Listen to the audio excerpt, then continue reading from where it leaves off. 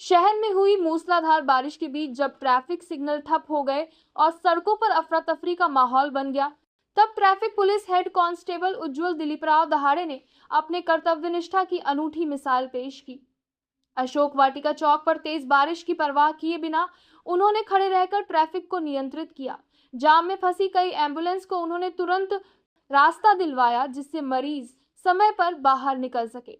उनकी सूझबूझ और तत्परता से सैकड़ों वाहन चालकों को राहत मिली और लोगों ने राहत की सांस ली।